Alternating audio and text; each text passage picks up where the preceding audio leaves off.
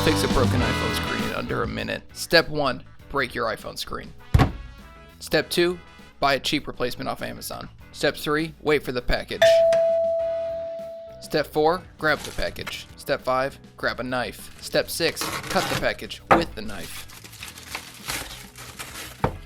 Step 7. Open the box. Step 8. Heat up the glass. Step 9. Open the iPhone.